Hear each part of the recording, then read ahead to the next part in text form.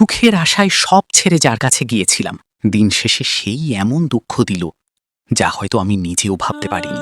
আসসালামু আলাইকুম, আমি সানজিদা। আমি আব্বু আম্মুর একমাত্র মেয়ে। ছোটবেলা থেকেই নানুর বাড়িতে বড় হয়েছি। আমার যখন 4 বছর বয়স, তখন কোরবানির ঈদের 2 দিন আগে আব্বু আমাকে নিতে আসে। সবাই মিলে দাদু বাড়িতে ঈদ করব, এই আনন্দে খুব খুশি ছিলাম। ঢাকায় এসে বিকেলে রওনা হওয়ার প্রস্তুতি চলছিল। আম্মু বাইরে গিয়েছিল, আমি রুমে বসে লিচু খাচ্ছিলাম, আর আব্বু টিভি ফ্রিজের লাইন বন্ধ করছিল। হঠাৎ টিভির সকেট থেকে বিদ্যুৎ লেগে আব্বু মাটিতে পড়ে যায়। কিছু বুঝে ওঠার আগেই আমার আব্বু আমাদের ছেড়ে চলে যায়। এক মুহূর্তেই সব আনন্দ অন্ধকারে বদলে গেল। আব্বু মারা যাওয়ার পর আম্মু অনেক কষ্ট করে আমাকে মানুষ করার চেষ্টা করেছে।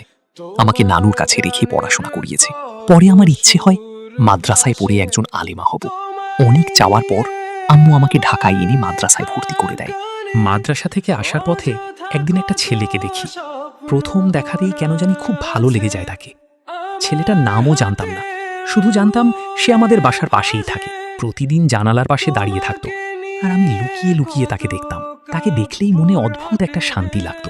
একদিন আমার বেস্ট ফ্রেন্ড রায়াকে সব বলি। সে ছেলেটাকে দেখে বলে, আরে এ তো মিনহাজ, ও আমার বয়ফ্রেন্ডের বেস্ট ফ্রেন্ড। তখন প্রথমবার তার নামটা জানতে পারি। এরপর থেকে মিনহাজকে আরও বেশি দেখতে ইচ্ছে করত। মাদ্রাসায় যাওয়া আসার সময় সে কখনো রাস্তার পাশে, কখনো দোকানের সামনে, আবার কখনো জানালার পাশে দাঁড়িয়ে থাকতো। একদিন হঠাৎ একটা অচেনা নাম্বার থেকে কল আসে। ফোন রিসিভ করতেই ওপাশ থেকে ভেসে আসে আমি মিনহাজ। নামটা শুনেই বুক কেঁপে উঠেছিল। সে বুঝে গিয়েছিল আমি তাকে পছন্দ করি, কিন্তু আমি কখনো মুখে বলতে পারিনি। অথচ তাকে ছাড়া আমার একটা দিনও ভালো কাটতো না। তাকে না দেখলে শান্তি লাগতো না, ঠিকমতো খেতেও পারতাম না। এইভাবেই দেখতে দেখতে 2 বছর কেটে যায়। ভালোবাসাটা কখন যে আমার পুরো দুনিয়া জুড়ে নিয়েছিল আমি নিজেও বুঝিনি। হঠাৎ একদিন মিনহাজ কয়েকদিনের জন্য নানুর বাড়ি চলে যায়। তাকে না দেখে আমি যেন পাগল হয়ে গিয়েছিলাম। পরে বন্ধুর মাধ্যমে খবর পেয়ে তাকে ঢাকায় ফিরিয়ে আনি। তাকে দেখেই মনে হয়েছিল আমার আত্মাটা আবার শান্তি পেল। এরপর ঈদের আগে নানু বাড়ি যাওয়ার পথে আমার জীবনে আরেকটা নতুন মোড় আসে। সিএনজিতে বসেছিলাম, হঠাৎ একটা ছেলে আমার দিকে তাকিয়ে একটা কাগজ পাঠায়। সেখানে একটা নাম্বার আর নিচে লেখা ছিল আই লাভ ইউ। কৌতূহলবশত পরে কল দিই। ছেলেটার নাম ছিল আবির। আমি তাকে স্পষ্ট বলেছিলাম আমি একজনকে ভালোবাসি। তখন সে শুধু বলেছিল, আপনি আর মিনহাজ তো রিলেশনে নেই, আমাকে অন্তত বন্ধু হিসেবে রাখুন।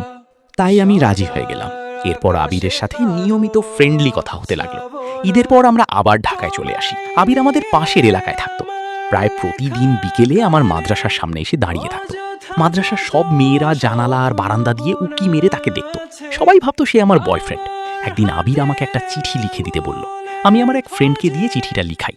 সে না বুঝেই নিচে লিখে দেয়, তোমার ভালোবাসার মানুষ। চিঠিটা আবিরের কাছে পৌঁছে যায়। বদলে আবির একটা খামে তার ছবি পাঠায়। সবাই ছবিটা নিয়ে টানাটানি করলেও শেষ পর্যন্ত আমি ছবিটা নিজের কাছেই রেখে দিই। কিন্তু বাসায় ফিরে জানালার পাশে মিনহাজকে দাঁড়িয়ে থাকতে দেখে বুকটা কেঁপে ওঠে। মনে হচ্ছিল আমি ভুল করছি। আমি তো মিনহাজকেই ভালোবাসি, তাহলে অন্য কারোর সাথে কেন কথা বলছি?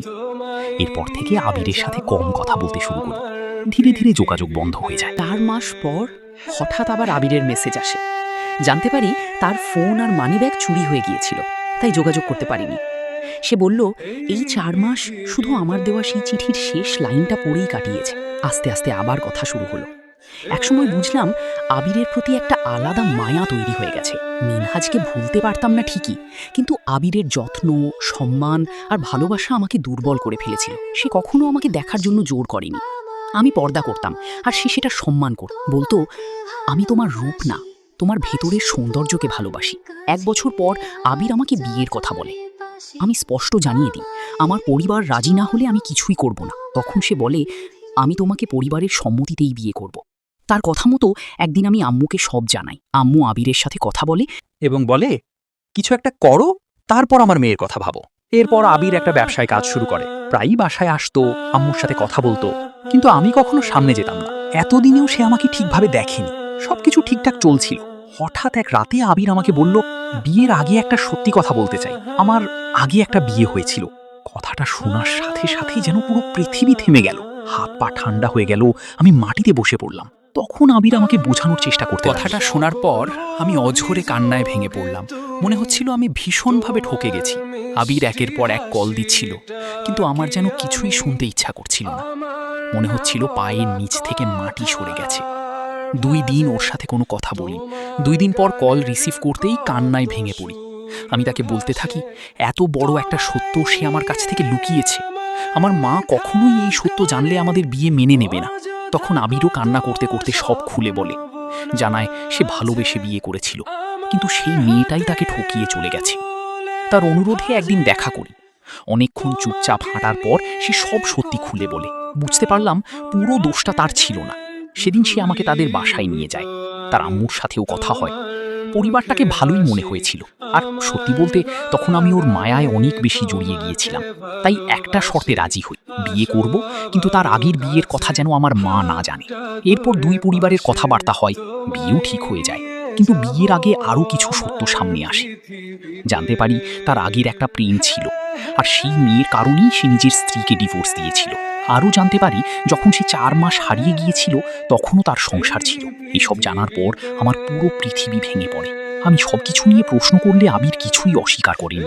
সে আমার সামনে কান্না করে বলেছিল, সাঞ্জু, আমি আগে অনেক খারাপ ছিলাম, কিন্তু তোমাকে পাওয়ার পর আমি বদলাতে চেয়েছি। শুধু তোমার জন্যই জীবনটা নতুন করে শুরু করতে চাই। সত্যি বলতে আমাকে পাওয়ার পর সে অনেক বদলে গিয়েছিল। আমার মায়ের কথায় কাজ শুরু করেছিল, দিনরাত পরিশ্রম করত। তাই শেষ পর্যন্ত সবকিছু মেনে নিয়েই ঈদের পর আমাদের পারিবারিকভাবে বিয়ে হয়ে যায়। বিয়ের দিন দুই পরিবারের সবাই এসেছিল। এতদিন পর সবাইকে একসাথে পেয়ে খুব ভালো লেগেছিল। আলহামদুলিল্লাহ, আমাদের বিয়ের 1 মাস 17 দিন চলছে। তবে বিয়ের পরও একদিন তার আগের গার্লফ্রেন্ড তাকে কল দেয়, আর সে আমার কাছে লুকিয়ে কথা বলে। এটা জানার পর আমি নিজেকে আর সামলাতে পারিনি। আমি স্পষ্ট বলে দিয়েছিলাম আমি আর তার সাথে থাকবো না।